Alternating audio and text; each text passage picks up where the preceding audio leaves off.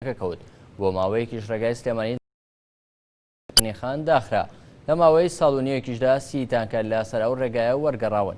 ژینکە پارێزانی ناوچەکەش ڕایدەگەێنن گەرگرتنی تانکەرەکان لە سنوورەکە بووەتە دیاردە و سەرڕای دروستکردنی گرفتی هاتوچۆ ژینگەی ناوچەکەشی پیس کردووە. بەهۆی وەرگەڕان و گەرگرتنی تانکەرێکی گواستنەوەی سوتەمەنیەوە لە بەردەم تونێلی دەربەندی خان شۆفێرەکەی گیانی لەدەستدا و بۆ ماوەیەکیش ڕێگای سلێمانی دەربەندی خان داخرا و زیانێکی زۆریش بەر تونێلەکە کەوتووە لە ئێستاشدا تونێلەکە داخراوە. خەوەگیان لە دەستدانی شۆفێرەکەی کە پێچێ لە ناو ئۆتۆمۆبیلەکە سوتابێ جگەلەوە زیانێکی مادی زۆربەر ئۆتۆمۆبیلەکە کەوتووە و هەروەها زیانێکی ژینگەی زۆربەر ناوچەکە کەوتووە.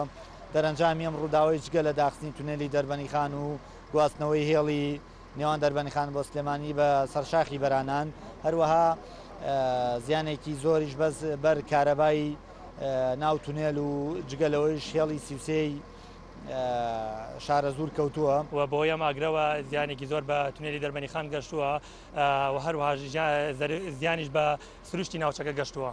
لە بەرامبەردا یاسەناس و ژینگە پارێزانی قەزاکە ئاماژە بەوە دەکەن بەهۆی وەرگەڕان و گەرگرتنی تانکەرەکانەوە زیانی زۆر بەر ژینگەی ناوچەکە و ڕێگاوبانەکانی قەزاکە کەوتووە. ئێمەش لە ڕێگەی داواکاری گشتیەوە سکاڵای خۆمانمان تۆمار کردووە و داوامان کردووە کە ئەو کەسانی کە بوون بە هۆکار سزا بدرێن و قەرەبووی زیانە ژینگەکانیش بکرێتەوە. بەڵام ئەوەی کە جێگەی نیگەرانی ئێمە وەکو ڕێکخراوە ژینگەکان لەم ناوچەیەدا داواکاری گشتیوە و لایەنانی تریکە پەیوەندیدارن بە ژینگە زۆر بێ هەڵوێستن و تا ئێستا هیچ هەڵوێستێکیان لەو بارەیەوە نەبووە.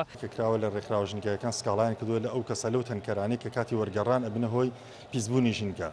ڕێکخراوەکان وەک حەقی شکاتکردن یعنی حەقی سکاڵایان نییە، بەس حەقی ئاگادارکردنی ئیدعای عامیان هەیە و یعنی وەکو مخبرێک ئەو کاتە ئیدعای عام خۆی ئەبێ بە سکاڵاکار بەسەر ئەو کەسانەوە کە بوونەتە هۆی پیسبوونی ژینگە.